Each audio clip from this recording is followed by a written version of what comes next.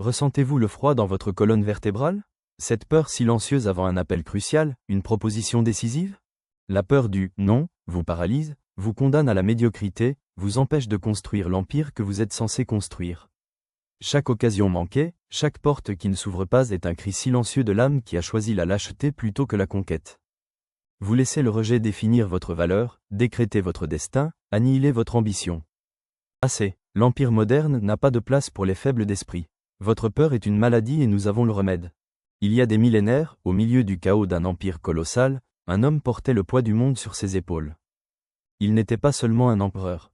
C'était Marc Aurèle, roi philosophe, dont la couronne était aussi lourde que ses principes. Il a fait face à des trahisons, des guerres, des épidémies et au rejet inévitable de ses décrets. Comment n'a-t-il pas succombé? Le secret ne résidait pas dans sa force militaire, mais dans un bouclier mental forgé par une philosophie, le stoïcisme. Marc Aurèle, Sénèque, Épictète.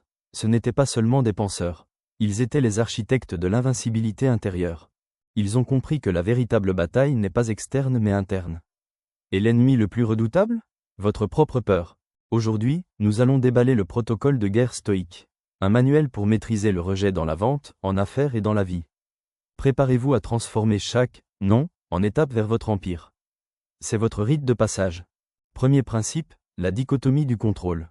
Un hack mental si simple que son efficacité est brutale. Marc Aurèle nous a enseigné, certaines choses sont sous notre contrôle et d'autres non. Dans les ventes, dans les négociations, qu'est-ce qui est sous votre contrôle? Votre effort, votre préparation, votre attitude, votre résilience. Qu'est-ce qui ne l'est pas? La décision finale du client, les conditions du marché, la concurrence, la réaction de l'autre.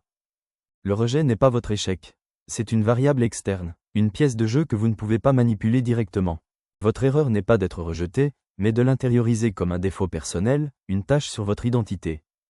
Détruisez ce lien. Le « non » du client n'est pas un jugement sur vous, mais sur son offre, son calendrier ou ses circonstances. Votre contrôle réside dans la façon dont vous réagissez, lors de votre prochain appel, de votre prochaine présentation, de votre prochaine incursion. Maintenant, le deuxième pilier, Amor Fati.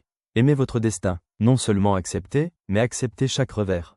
Pour le stoïcien, l'adversité n'est pas un obstacle, mais un enseignant. Une opportunité déguisée. En vente, Amor Fati, c'est donner un nouveau sens au rejet. Chaque « non » est une donnée précieuse, pas un point final. Un non vous rapproche du « oui » suivant.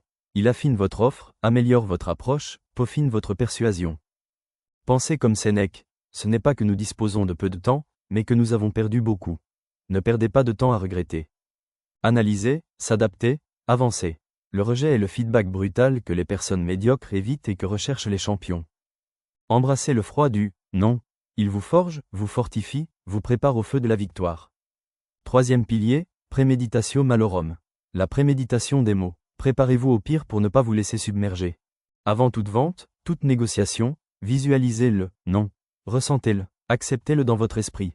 Lorsque vous êtes déjà « mort » dans votre esprit, le rejet réel perd son pouvoir de choc, sa capacité de paralyser. Marco Aurelio pratiquait cela quotidiennement. Il se préparait à la perte, à la douleur, à la mort. Vous ne maudissez pas votre résultat. Vous armez votre esprit contre la surprise et le désespoir. En anticipant le rejet, vous pouvez créer des stratégies d'urgence. Que ferez-vous si vous entendez « non » ? Quelle sera votre prochaine question? Quelle sera votre prochaine action? Préparez votre arsenal de réponses. Un stoïcien n'est pas pris par surprise. Il a toujours une longueur d'avance sur l'adversité. Et le quatrième et le plus brutal pilier, memento mori. N'oubliez pas que vous allez mourir. Non pas comme une peur, mais comme un moteur. Votre vie est finie. Chaque seconde est un atout irrécupérable. Avez-vous le temps de vous incliner devant la peur? Hésiter avant d'agir? Être l'otage d'un « non ». Chaque « non » dans les ventes est une petite mort d'opportunité. Mais la mort définitive viendra pour tout le monde.